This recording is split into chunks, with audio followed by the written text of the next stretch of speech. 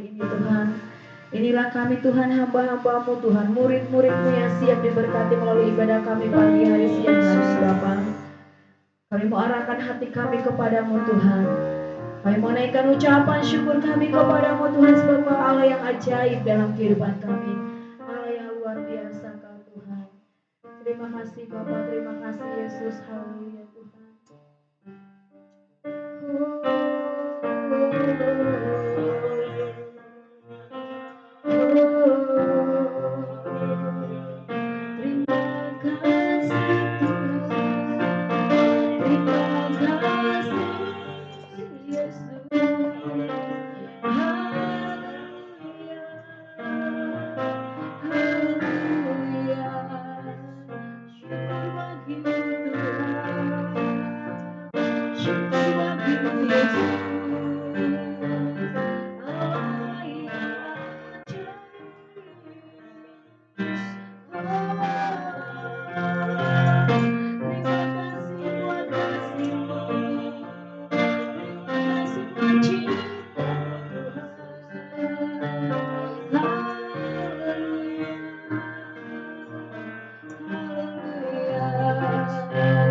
Terpujilah nama Tuhan.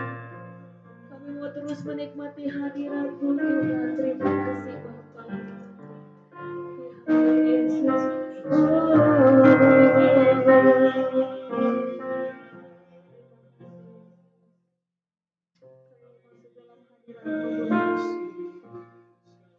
Kami mau menyembah Engkau Tuhan kami yang ajaib.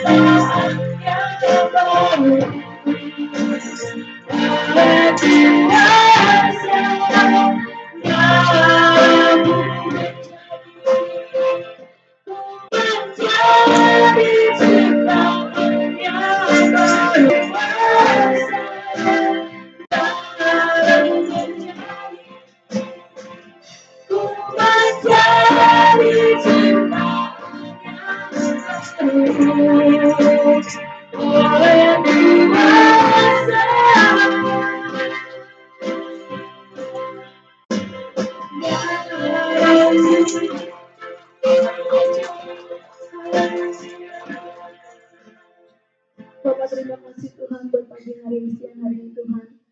Kami menjadi ciptaan yang baru ketika Engkau menebus kami Tuhan di kaki salib-Mu yang kudus. Kami serahkan kehidupan kami Bapa. Kami bersyukur Tuhan buat siang hari ini kami ada di tempat ini untuk memuji menyembah Engkau Tuhan. Oleh karena itu Tuhan, biarlah satukan hati kami Bapa, untuk kami boleh bersuka cita memuji menyembah Engkau Tuhan, karena kami tahu Bapa, seberapa kami yang ada Tuhan hadir di tempat ini memberkati setiap kami Tuhan. Dan kami adalah umat pilihan-Mu Tuhan yang Kau tetapkan untuk memuji menyembah Engkau pada siang hari ini. Terima kasih Tuhan, berkati ibadah kami dari awal sampai akhirnya. Biarlah sukacita, damai sejahtera daripada-Mu terus ada dalam kehidupan kami. Di dalam nama Yesus kita yang siap diberkati, menari bagi Tuhan, sama-sama katakan amin. Haleluya, puji Tuhan. Kita bersyukur di Allah yang ajaib, Allah yang dahsyat. Amin. Sama-sama kita mengatakan bangkit serukan nama Yesus. Haleluya.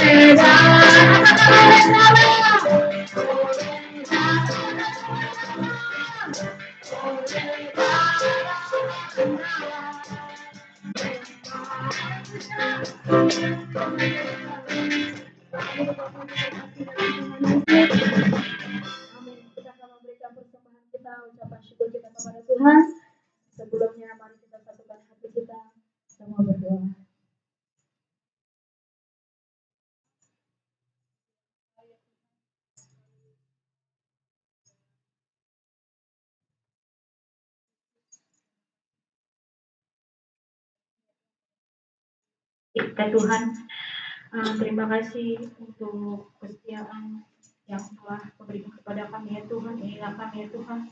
Kami percaya di mana satu dua orang berkumpul Engkau ada.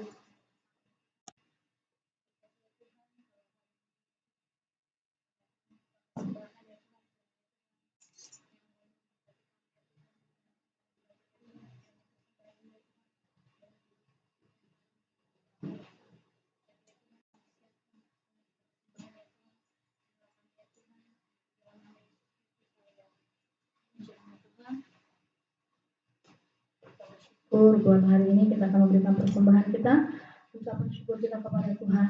Kita mengangkat pujian katakan Kau Allah yang setia, Bapa yang mulia.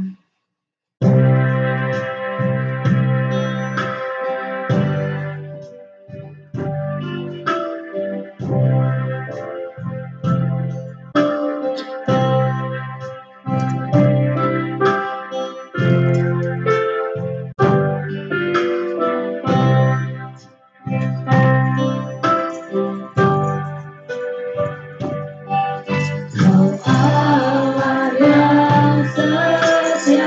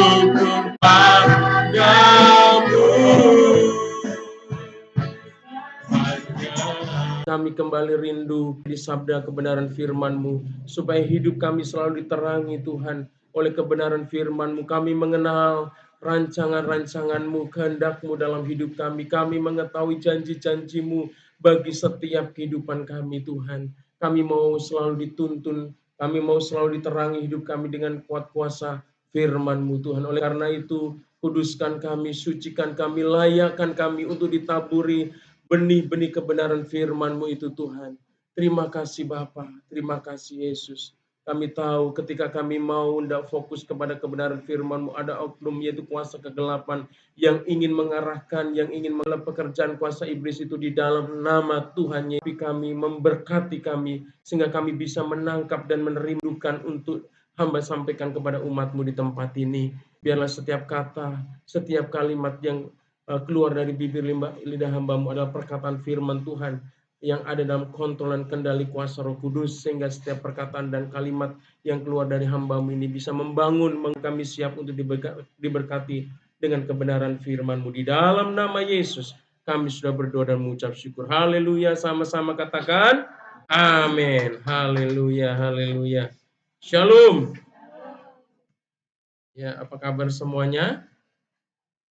Luar biasa. Iya. Hari ini kita banyak yang tidak hadir karena ada ya anggota jemaat kita yang sedang merayakan bona tahun ya, dan dua-duanya adalah anggotanya dari jemaat kita. Tapi tidak apa-apa, kita boleh mendukung mereka supaya mereka tetap menjadi berkat ya di tengah-tengah persekutuan mereka, di tengah-tengah punguan mereka. Ya, Bapak Ibu ini kasih Tuhan, kita mau siapkan hati kita. Hari ini kita mau membaca dan merenungkan firman Tuhan yang terambil di dalam kitab Lukas ya, pasal 22. Lukas pasal 22 ayatnya yang ke berapa itu?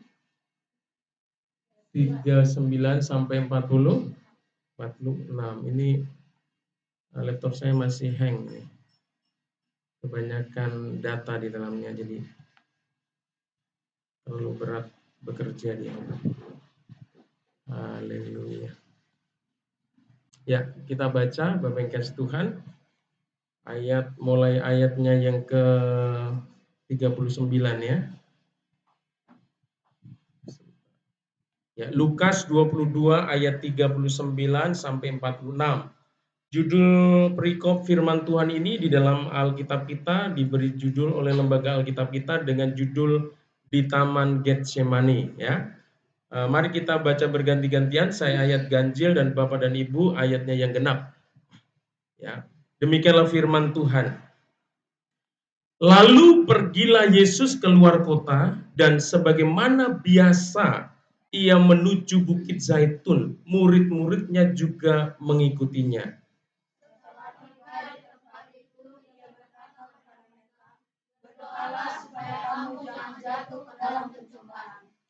Kemudian ia menjauhkan diri dari mereka kira-kira sepelemparan batu jaraknya, lalu ia berlutut dan berdoa katanya, "Ya Bapakku, jikalau Engkau mau, ambillah cawan ini daripadaku, tetapi bukanlah kehendakku, melainkan kehendak-Mu yang terjadi." Maka seorang malaikat dari langit menampakkan diri kepadanya untuk memberi kekuatan kepadanya. Ia sangat ketakutan dan makin bersungguh-sungguh berdoa. Keluhnya menjadi seperti titik-titik darah yang bertetesan ke tanah. Lalu ia bangkit dari doanya dan kembali kepada murid-muridnya, tetapi ia mendapati mereka sedang tidur karena duka cita. Katanya kepada mereka, "Mengapa kamu tidur? Bangunlah dan berdoalah supaya kamu jangan jatuh ke dalam pencobaan." Haleluya. Ya, kita sudah membaca satu perikop firman Tuhan, Bapak Ibu Tuhan ya. Dan berdasarkan bacaan firman Tuhan ini, hari ini saya memberi tema khotbah saya yaitu dengan judul doa meneguhkan iman. Next. Ya. Ya, judul kita, renungan kita adalah doa mengubahkan iman. Ya. Ya, firman yang kita baca dalam Lukas 22 ayat 39 sampai dengan ayatnya yang ke-46 ini, Bapak Ibu Tuhan, merupakan firman yang menceritakan di mana Tuhan Yesus menjelang atau akan dimulainya satu perjalanan yang mengerikan menurut saya.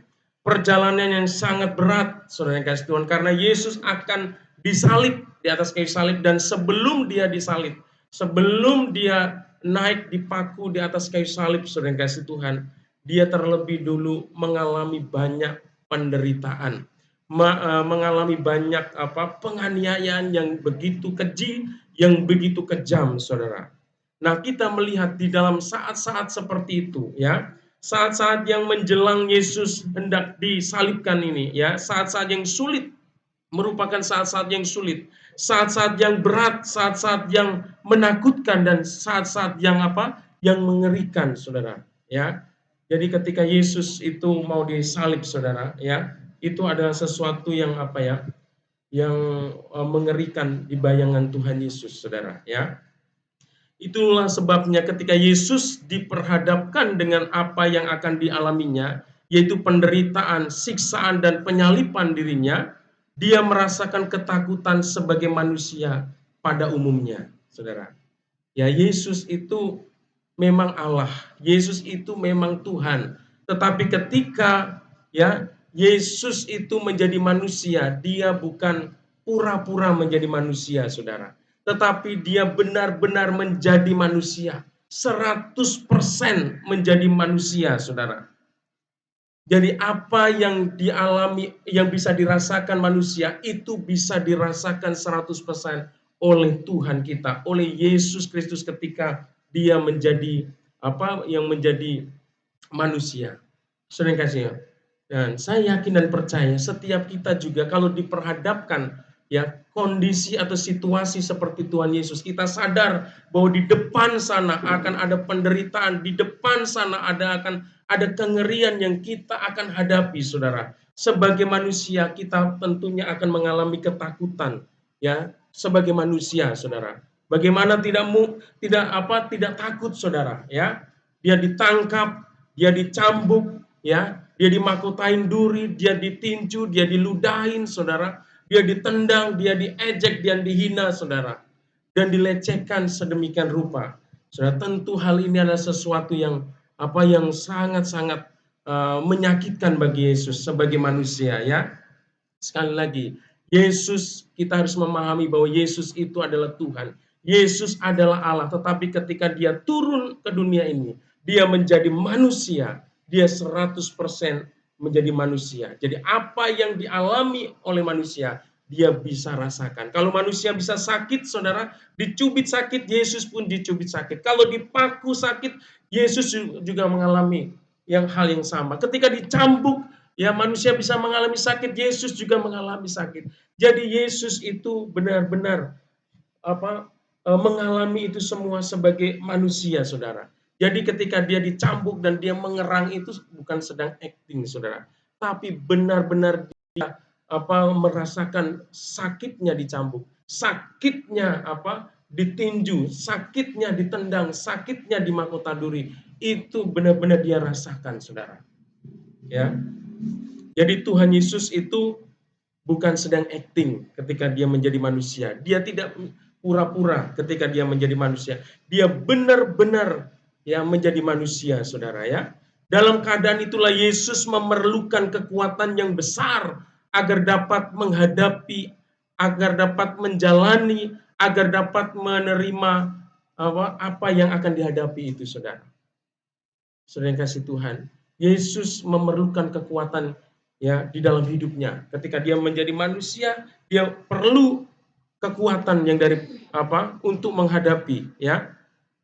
Lalu apa kira-kira yang dilakukan oleh Tuhan Yesus ketika dia sadar bahwa di depan langkahnya, di depan hidupnya, saudara, akan ada serangkaian penderitaan yang akan dialami, yang begitu menyakitkan, yang begitu mengerikan, yang begitu menakutkan itu, saudara.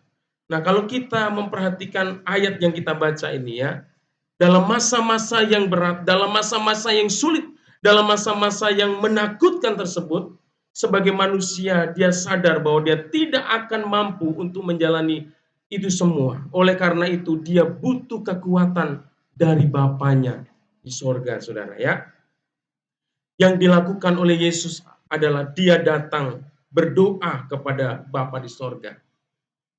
Ya, yang dilakukan Yesus adalah dia berdoa, dia berseru kepada Bapanya. Dengan berdoa, dengan selalu mendekatkan dirinya kepada Tuhan, kepada Bapaknya, dia melekatkan dirinya pada Bapa. Ia mendapatkan kekuatan yang baru, ya, yang memampukan, yang menyanggupkan dia untuk melakukan kehendak Bapa, untuk menghadapi, ya, tadi penderitaan-penderitaan yang akan dia alami dalam hidupnya, saudara yang kasih Tuhan. Ya, demikian halnya dengan kita, saudara. Sebagai anak-anak Tuhan, sebagai orang percaya, kita lihat di slide, saudara, ya. Ketika menghadapi pergumulan, ya, kita berseru kepada Tuhan. Ketika terbentur tembok atau mengalami jalan buntu, saudara, kita berdoa kepada Tuhan. Intinya apa? Pada segala waktu kita harus berdoa, saudara. Dan apa? Doa ini adalah menjadi satu gaya hidup yang dimiliki oleh Tuhan Yesus, saudara. Kalau kita melihat di dalam ayatnya yang pertama tadi, saudara, ya, kita lihat, ya, sebentar. Di ayatnya yang pertama tadi, ayat 39. Firman Tuhan katakan begini. Lalu pergilah Yesus keluar kota, dan sebagaimana biasa ia menuju bukit Zaitun, ya. Apa yang menjadi kebiasaan yang dilakukan oleh Tuhan Yesus saat ada di bukit Zaitun, yaitu dia berdoa bersama murid-muridnya, saudara. Ya, jadi doa itu bukan hanya pada saat dia mengalami satu pergumulan, dalam segala aspek kehidupannya, di dalam segala apa yang mau dikerjakannya, Tuhan Yesus selalu berdoa. Ya, Yesus selalu berdoa kepada Bapa yang di sorga, saudara. Dia selalu berkomunikasi dengan Tuhan. Dia selalu membangun hubungan dengan Bapaknya di sorga, saudara, ya. Ya, mengapa kita harus berdoa kepada Tuhan, ya? Bapak Ibu yang dikasih Tuhan, ada beberapa alasan mengapa kita perlu selalu berdoa kepada Tuhan, ya. Yesus saat dia menjadi manusia, dia memberi teladan. Yesus memberikan satu contoh. Yesus memberikan perintah juga kepada murid-muridnya bagaimana supaya mereka bertekun, mereka berjaga-jaga dalam doa kepada Tuhan. Supaya apa? Supaya mereka tidak jatuh. Artinya supaya mereka tidak mengalami kekalahan di dalam menghadapi pencobaan yang mereka sedang hadapi, saudara, ya. Dan berikut ini adalah alasan mengapa kita perlu berdoa kepada Tuhan.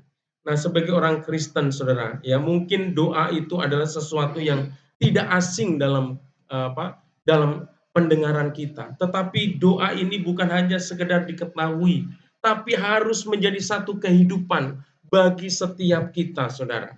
Ya, bukan sebuah pengetahuan yang harus kita ketahui, tetapi harus menjadi satu kehidupan, menjadi lifestyle, menjadi gaya hidup kita sebagai orang percaya, supaya kita benar-benar mengalami kuasa doa itu, saudara. Kita mengalami kuasa Tuhan di dalam hidup kita, ya. Alasan pertama mengapa kita perlu senantiasa berdoa, ya. Alasan pertama mengapa kita perlu tekun berdoa kepada Tuhan adalah karena pencobaan tidak pernah sirna dalam hidup kita. Kita ini harus sadari, saudara, selama kita ada di dalam kehidupan ini, saudara, menjalani kehidupan ini, pencobaan tak pernah sirna dari kehidupan kita, saudara. Ya, kita lihat ayatnya dulu. Next, Bang. Ayat 40. Tolong salah satu kita baca. Salah satu minta tolong bacain.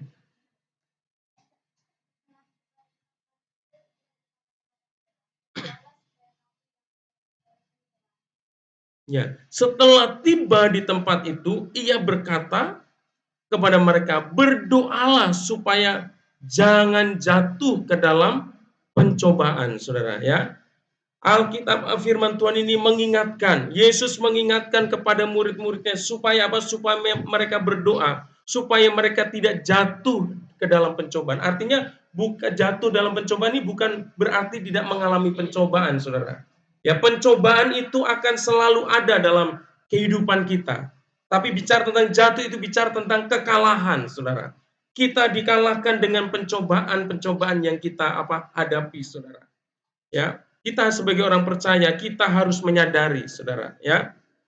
Sekalipun kita ini sudah menjadi percaya kepada Tuhan Yesus Kristus, ya, tidaklah ada jaminan kita tidak akan mengalami pencobaan atau ujian dalam kehidupan kita. Ya, ujian akan selalu kita alami dalam perjalanan kehidupan iman kita, Saudara. Ya, kepada Tuhan. Ya, dikatakan di slide tadi, coba sebelumnya, Bang. Ya, di situ kan pencobaan adalah hal yang disebut Yesus sebagai hal yang selalu ada dan menjadi tantangan bagi setiap manusia. Jadi Yesus sendiri menyebutkan, Saudara, bahwa pencobaan itu akan selalu ada, Saudara. Oleh karena itu kita sebagai orang percaya ya bukan berdoa untuk meniadakan cobaan, tetapi kita harus berdoa supaya kita diberikan kemenangan untuk setiap pencobaan yang kita alami. Amin. Saudara yang kasih Tuhan, coba bayangkan Saudara Yesus ya saja mengalami pencobaan atau mengalami ujian, apalagi kita sebagai manusia biasa. Suka tidak suka ya, kita mau tidak mau, kita pasti akan mengalami ujian dalam hidup ini. Siap gak siap Saudara, kita akan mengalami ujian. Kita nggak usah takut Saudara ketika ada ujian, ada cobaan datang dalam hidup kita Saudara. Yang perlu kita siapkan adalah bagaimana kita selalu punya hubungan dengan Tuhan.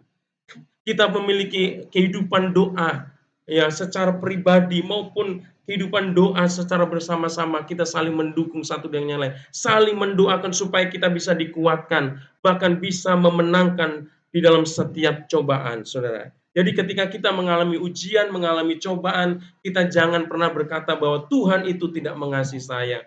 Tuhan itu jahat sama saya, Saudara. Saya yakin dan percaya bahwa tujuan pencobaan atau ujian yang Allah izinkan kita alami adalah supaya kita dapat naik kelas. Amin.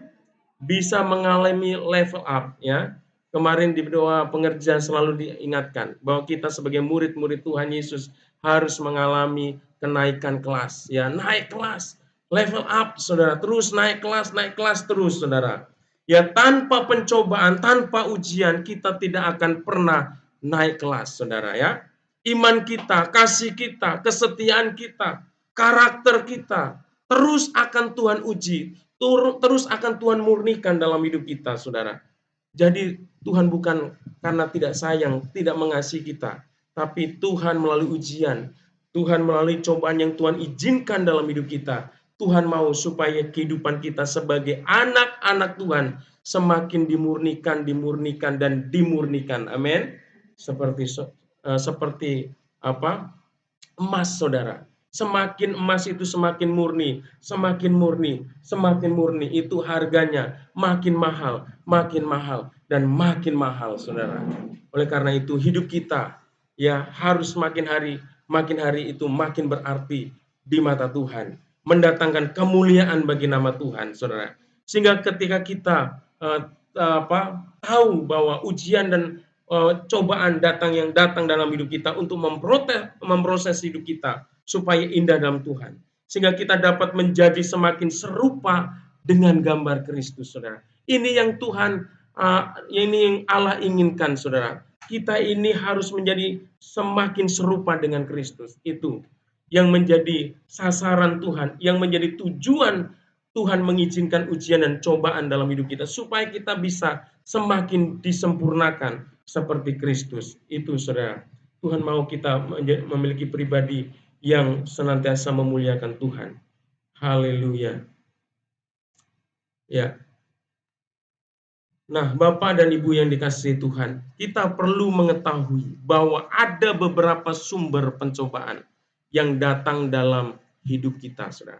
Sebenarnya pencobaan-pencobaan itu datang dalam hidup kita, sebenarnya ada dua sumbernya. Kita ini harus tahu, Saudara, jangan sedikit-sedikit menyalahkan Tuhan. Ya, Tuhan itu hanya memang mengizinkan, tapi Dia tidak mencobai, Saudara. Dia hanya mengizinkan. Melalui apa ujian? Melalui apa cobaan itu masuk dalam kehidupan kita? Next slide.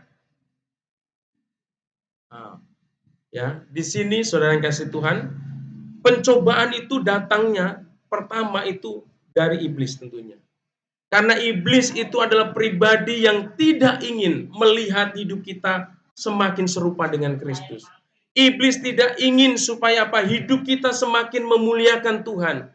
Ya, hidup kita semakin berkenan kepada Tuhan. Karena ketika hidup kita semakin berkenan, Saudara, kepada Tuhan, maka hidup kita akan semakin diberkati.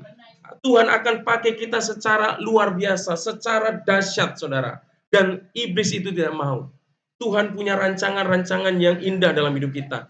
Tuhan punya rancangan-rancangan yang besar dalam hidup kita. Dan pribadi yang ingin menggagalkan dan menghancurkan rancangan Tuhan dalam hidup kita adalah iblis, saudara. Oleh karena itu, iblis selalu mencari cara untuk mencobai kita supaya kita jatuh, supaya kita apa? Tidak melakukan kehendak Tuhan. Supaya apa? Supaya kita jauh dari Tuhan. Supaya apa, guys? Supaya kita jauh dari rancangan Tuhan yang sudah Tuhan rancangkan di dalam hidup kita. Oleh karena itu, iblis kalau sekali dia mencobai kalah, saudara, dia tidak menyerah. Dia, firman Tuhan katakan, dia selalu mencari kesempatan, saudara. Mencari waktu yang baik, saudara. Untuk menyerang kembali, saudara. Untuk mencobai lagi. Oleh karena itu, sebagai anak-anak Tuhan, saya mau katakan, kita jangan pernah lengah. Kita jangan pernah terlena, saudara. Kita merasa kuat dan merasa hebat di dalam menjalani kehidupan ini, saudara. Ya, ingat, kita punya musuh ya namanya iblis, saudara. Dan ini benar-benar di dalam Alkitab itu sudah nyata dan terang-terangan. Yesus pun diuji. Yesus pun dicobai oleh iblis secara langsung, secara terang-terangan. Coba, iblis aja didatangi dan dicobai iblis, saudara. Ya, di mana itu? Siapa yang tahu? Yesus dicobai. Kak Kesia tahu? Yesus dicobai iblis? Hah? Ketika Yesus menyelesaikan puasanya 40 hari 40 malam, iblis membawa Yesus, katanya ya. Iblis itu membawa Yesus untuk dicobai. Ya, yang pertama apa yang cobaan iblis, yaitu dia menyuruh Yesus membuat batu menjadi roti. Ya, bagi Yesus tidak ada yang tidak mungkin bisa lakukan. Karena dia itu Allah, saudara. Tapi dia tidak mau melakukannya. Karena itu yang memerintahkan iblis, saudara. Tidak mau, saudara. Gagal pencobaan pertama. Dia nggak nyerah, saudara. Dan apa? Dia bawa Yesus lagi ke bubungan bait Allah. Dan dia katakan sama Yesus, jatuhkan dirimu. Karena ada tertulis, ketika engkau menjatuhkan diri, ada malaikat Tuhan yang akan menangkap, menata dengan tangannya, saudara.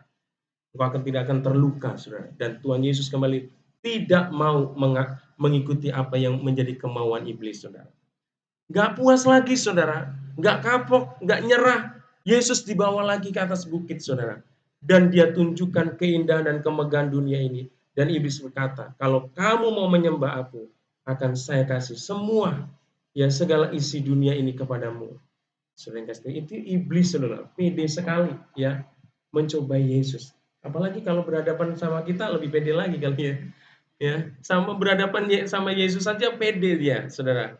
Dan apa? Dia gagal. Dan apa? Alkitab mengatakan dia mencari waktu yang baik, mencari waktu yang tepat untuk bisa menyerang lagi, saudara.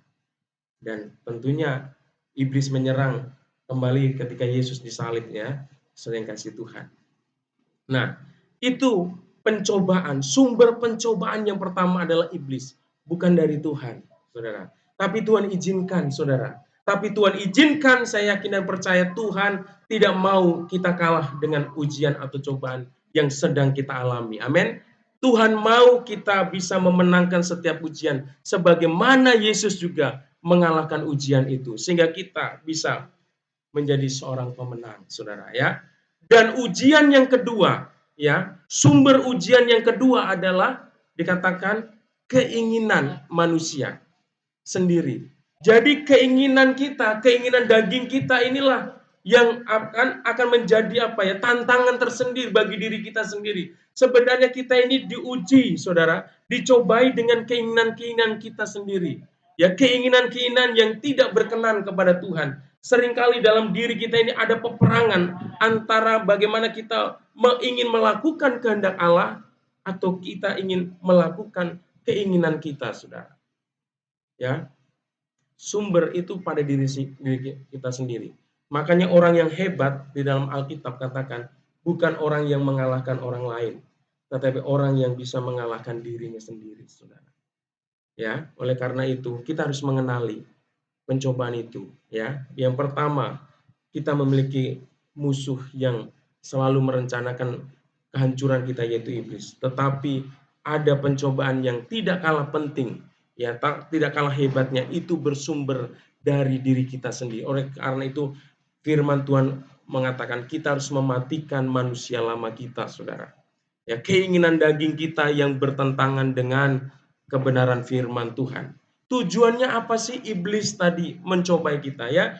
Tujuannya supaya apa? Supaya iblis bisa membawa kita menjauh dari pusat rencana Allah dalam hidup kita. Oleh karena itu, saudara yang kasih Tuhan, ketika kita menghadapi pencobaan itu, kita tidak bisa ya hadapi dengan kekuatan sendiri. Kita perlu datang kepada Tuhan. Sebagaimana Yesus juga dia datang kepada Tuhan, ya. Dia menyadari dia tidak dapat melakukan menghadapi diri dengan kekuatannya dia sebagai manusia. Dia harus menghadapinya dengan kekuatan ilahi, saudara. Nah, di dalam Alkitab ada dua contoh, saudara. Orang yang gagal ya menghadapi cobaan dan ada orang yang sukses menghadapi cobaan atau ujian. Yang pertama orang-orang yang gagal itu Daud. Ya, ini ujiannya adalah keinginan dagingnya. Ya, iblis itu sering memakai keinginan daging kita untuk menjatuhkan kita, saudara. Ya, apa itu? Kegagalan Daud. Ya, kegagalan Daud ketika dia tidak bisa menguasai dirinya.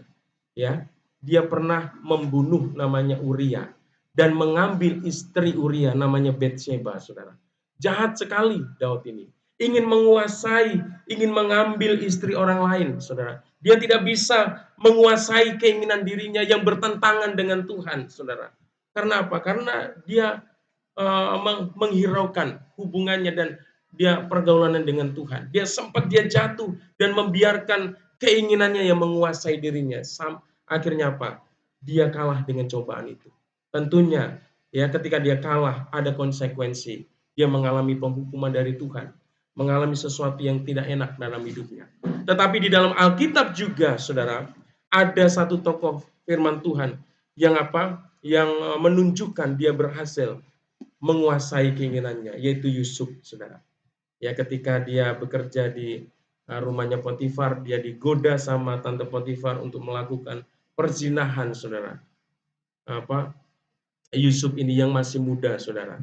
Yang sebenarnya keinginan dagingnya lebih kuat, saudara. Kalau dibanding dengan keinginan dagingnya Daud mungkin, saudara, itu lebih kuat Yusuf karena dia belum menikah, saudara.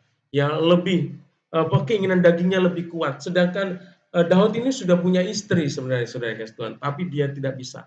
Tapi Tapi Yusuf ini dia bisa menguasai keinginan dagingnya. Karena apa? Kan dia punya hubungan yang dekat dengan Tuhan. Dia selalu datang sama Tuhan, saudara.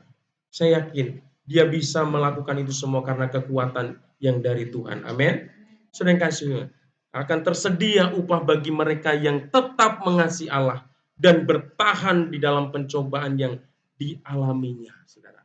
Di dalam Yakobus 1 ayat 12 nanti Bapak dan Ibu boleh baca, saudara. Jadi ada upahnya. Ketika kita bisa memenangkan cobaan, kita memenangkan ujian itu ada upah. Ada berkat yang Tuhan sudah sediakan bagi setiap kita. Jadi kenapa kita harus berdoa kepada Tuhan? Karena kita yang menyadari bahwa pencobaan selalu ada dalam hidup ini. Amin. Kita nggak bisa hadapi dengan kekuatan kita sendiri. Kita perlu, saudara, persekutuan dengan Tuhan. Kita perlu terus melekat dengan sumber kekuatan itu. Ya, seperti Yesus. Ya, sehebat apapun penderitaan, sengeri apapun hal yang akan dijalani, dia tetap memiliki kekuatan untuk menghadapinya. Karena apa? Karena ada kekuatan yang Tuhan alirkan di dalam kehidupannya, saudara. Dan hal yang kedua, alasan yang kedua. Ya, mari kita lihat dalam Lukas pasal 22 ayat 42 dulu. Kita baca, saudara. Ya, Lukas. Next, Bang, di bawahnya ya. Firman Tuhan katakan nih, "Ya Bapakku, jikalau engkau mau, ambillah cawan ini daripadaku, tetapi bukanlah kehendakku, melainkan kehendakmu lah yang terjadi," saudara. Hal yang kedua, alasan yang kedua, kenapa kita harus bertekun di dalam doa adalah kehendak Tuhan selalu ada. Jadi, saudara yang kasih Tuhan, Ya, salah satu tujuan lain dalam berdoa adalah untuk menemukan apakah kehendak Tuhan atas hidup kita sebagai anak-anak Tuhan. Jadi dengan bersekutu dalam doa, kita punya hubungan yang erat dengan doa, kita akan bisa melihat, kita bisa mengenali, saudara, kita bisa mengerti apa yang menjadi kehendak Tuhan di dalam setiap kehidupan kita. Bapak Ibu yang dikasih Tuhan, di dalam setiap kehidupan umat yang telah ditebus oleh Allah, ya, Allah memiliki kehendak yang harus dilakukan oleh setiap umat tebusannya. Jadi setiap kita yang ditebus, yang sudah ditebus oleh Tuhan, Tuhan itu punya kehendak yang ingin kita lakukan dalam hidup kita. Dan tugas kita adalah kita bagaimana kita bisa menemukan kehendak Allah di dalam hidup kita yang harus kita lakukan di dalam hidup kita, saudara. Dan hal itu bisa kita lakukan. Kehendak Tuhan itu kita bisa temukan ketika kita punya hubungan yang intim dengan Tuhan. Kita punya kepekaan rohani, bisa menangkap apa yang Tuhan kehendaki dalam hidup kita. Tetapi kita sebagai umat tebusan Tuhan bukan hanya wajib untuk menemukan kehendak Tuhan yang harus kita lakukan dalam hidup kita, tetapi kita sebagai anak-anak Tuhan punya kewajiban untuk melakukan, amin, untuk melakukan setiap kehendak Tuhan yang sudah kita temukan, saudara. Untuk apa kita hanya mengerti, mengetahui kehendak Tuhan yang harus kita lakukan, tetapi tidak kita lakukan di dalam kehidupan kita, itu menjadi sia-sia, saudara. Karena hanya orang yang melakukan kehendak Bapa itu yang akan dikenan oleh Tuhan, saudara. Ya, kalau kita hanya mengetahui tetapi tidak melakukan kehendak Tuhan dalam hidup kita, kita tidak akan menjadi orang yang dikenan oleh Tuhan. Sehingga apa? Di dalam Matius 7 ayat Matius pasal 7 dikatakan, ya, kenyalah engkau membuat segala kejahatan karena engkau tidak melakukan segala yang aku perintahkan. Ya, mereka yang berseru, Tuhan, Tuhan, bukankah aku sudah mengusir setan demi namamu, ya, sudah melakukan banyak hal demi namamu. Tetapi ketika orang berseru ini kepada Tuhan, Tuhan tolak, saudara. Karena apa? Tidak melakukan apa yang menjadi kehendak Bapa di dalam hidupnya. Oleh karena itu, kita sebagai anak-anak Tuhan harus bisa menemukan kehendak Tuhan dalam hidup kita. Dan untuk menemukan kehendak Tuhan itu kita bisa temukan melalui persekutuan kita yang intim dengan Tuhan. Oleh karena itu kita harus punya kehidupan doa secara pribadi dengan Tuhan. Saudara yang kasih Tuhan, ya. Nah, kalau kita bicara kehendak Tuhan, ya, ada banyak kehendak Tuhan dalam hidup ini, saudara, yang harus kita temukan dan harus kita lakukan. Nah, dan alasan yang ketiga, saudara, kenapa kita harus bertekun dalam doa, saudara? Ya, alasan yang ketiga adalah kelemahan kita selalu nyata, saudara. Ya, ayat 22, pasal 22 ayat 45. Ya, firman Tuhan katakan begini, lalu ia bangkit, ya, Yesus bangkit, ya, Yesus berdiri dari doanya, ya, dan kembali kepada murid-muridnya, tetapi ia mendapati mereka sedang tidur karena duka cita. Jadi Tuhan Yesus di Taman Getsemane itu, saudara kasih Tuhan, dia berdoa, mengajak murid-muridnya, saudara, untuk juga berdoa. Tetapi untuk kesekian kali Yesus berhenti dari doanya dan dia datangi murid-muridnya dan mereka juga tertidur. Dan kembali lagi Yesus untuk beberapa kali mengingatkan supaya mereka tetap berjaga-jaga di dalam doa, saudara. Tetapi kembali endingnya tetap tidur, saudara. Ya, ini membuktikan apa? Manusia itu lemah, saudara. Fisik kita ini lemah, saudara. Ya, kehidupan kita ini lemah, saudara. Oleh karena itu benar-benar kita memerlukan kekuatan daripada Tuhan. Ya, alasan berikutnya mengapa kita berdoa adalah karena kita memiliki kelemahan.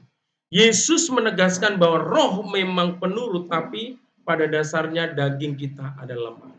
Bapak Ibu yang kasih Tuhan, tidak ada orang yang kuat, ya, dengan kekuatannya sendiri berjalan dan menghadapi kehidupan ini. Terlebih lagi kita sebagai anak Tuhan, ya, tidak ada yang kuat dan hebat untuk menjalankan kehendak Tuhan yang sudah kita ketahui tadi, saudara. Ya, tidak mudah untuk melakukan kehendak Tuhan, saudara. Ya, jadi hal yang sangat penting dalam hidup kita memang menemukan kehendak Tuhan dalam hidup kita. Tapi yang lebih penting